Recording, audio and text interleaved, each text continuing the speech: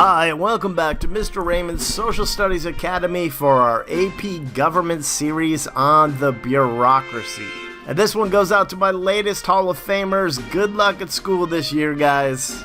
So the term bureaucracy often has a negative connotation, as it's usually associated with unnecessary paperwork, regulations, and the federal bureaucracy is often accused of being inefficient and bloated in size. However, the federal bureaucracy plays an extremely important role in implementing laws and policies that impact our population of over 320 million Americans.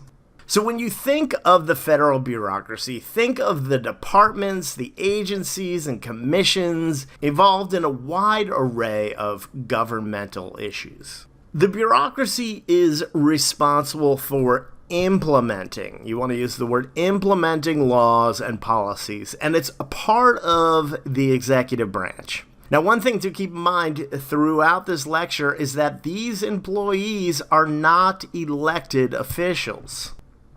The size of the federal bureaucracy has grown dramatically throughout the course of the United States history to include millions of federal employees. At the top are the cabinet departments. Appointed by the president, these quote-unquote secretaries, as they're referred to, head up the 15 executive departments, such as Defense, Education, Department of Labor, and Homeland Security. Beneath these executive departments are their sub-agencies, the directors of which are also appointed by the president and confirmed by the Senate. For example, the FBI is a sub-agency of the Justice Department, and the IRS falls under the Treasury Department.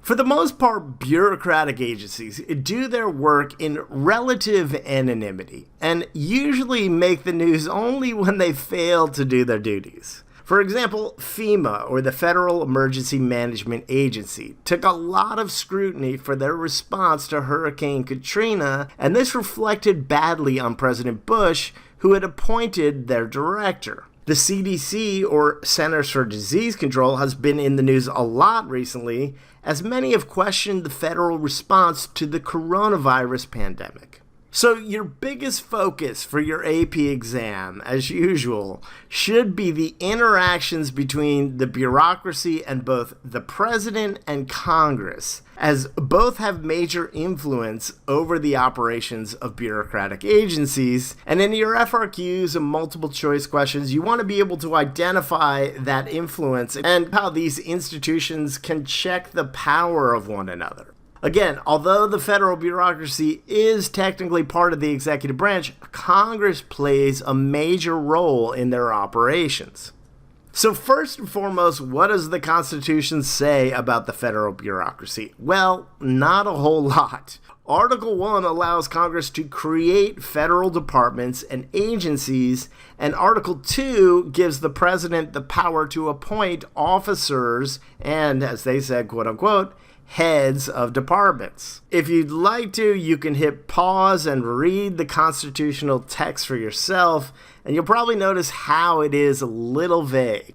Like so many aspects of how our government operates, our first president, George Washington, pretty much established the precedent of a cabinet, at least one in the way it evolved, that would serve as advisors and head up the first executive departments. So we will start by looking at the president's role in guiding the federal bureaucracy. The first way that we mentioned is by appointing department heads and top officials, as a couple thousand top bureaucratic positions are appointed by the president. And these can be seen as a check on the bureaucracy. After all, the president is going to appoint officials who agree with their policy, and many of them can be fired if they don't operate according to the president's liking. This gives the bureaucracy what's called a hierarchical structure, one where power normally originates from the top. However, below the department heads and top officials are tens or sometimes hundreds of thousands of civil servants who have expertise and experience as well as relative job security. And this can lead to a concept that you need to know called bureaucratic discretion, in which lower-level civil servants can use their own judgments and decisions as to how they are going to implement policies passed not just by the president, but also by Congress.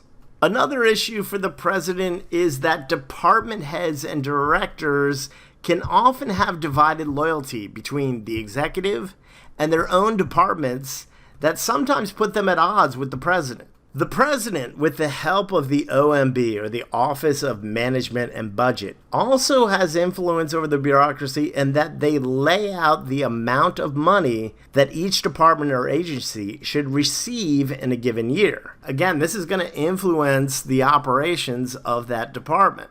And this is a good segue into congressional influence of the federal bureaucracy as we look at funding, oversight, and confirmation, because it's not the president who ultimately controls that money. You hopefully remember from our lesson on Congress that they have what's referred to as the power of the purse, or the control of public monies. So even though the president proposes the budget for bureaucratic departments, it's Congress that has the ultimate power to increase or decrease an agency's funding, again, giving them a lot of influence over that agency. Congress passes what are known as appropriations bill. Appropriations are the bills that determine how much money a department, an agency, or a program will get, giving Congress, again, that influence over the operation of that agency. Another important term to use in your FRQs is oversight, and you usually want to refer to Congress's ability to hold hearings into the activities of an agency if they feel that they are doing something wrong and to take appropriate action. As we mentioned before, the president's power to appoint the heads of departments and agency heads can be checked by the U.S. Senate, and appointments can be denied if the Senate feels strongly enough that that person is unfit to fulfill the position. Finally, the federal bureaucracy can be greatly impacted by the laws that Congress makes, as their departments have to implement those laws on a variety of issues, including economic, social, environmental, and federal laws and policies can be extremely complex. And many office holders rely on the expertise of those bureaucrats in the agencies to put those policies into action. And they will delegate authority or power to those agencies to implement these laws. And this brings us to a semi-controversial aspect of some bureaucratic agencies made up of unelected federal officials who have quasi-legislative powers, in that they can create regulations that have the power and weight of law. They also have quasi-executive powers to enforce those regulations, and quasi-judicial powers to issue fines or punishments. And some would say that this is a violation of the concept of separation of powers, especially for unelected officials. Congress has created what are known as independent regulatory agencies that have the authority to establish rules and issue fines and punishments, such as the SEC or the Securities and Exchange Commission, which is able to punish stockbrokers for what's known as insider trading or other practices that are illegal, or the EPA setting regulations on pollutants and punishing the companies who violate standards set by the EPA.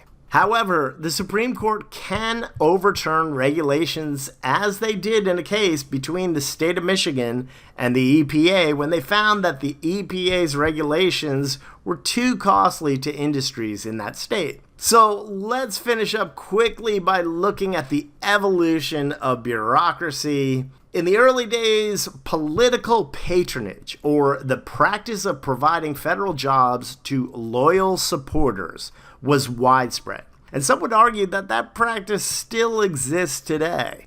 You might remember from APUSH the expression the spoils system and Andrew Jackson, in which presidents would replace almost all federal employees as reward to their supporters. As the size of the federal government expanded under Abraham Lincoln during the Civil War, future President Ulysses S. Grant faced a series of scandals from his political appointees. And finally, when President Garfield was assassinated from a would-be federal job seeker, a movement to end the spoils system spread.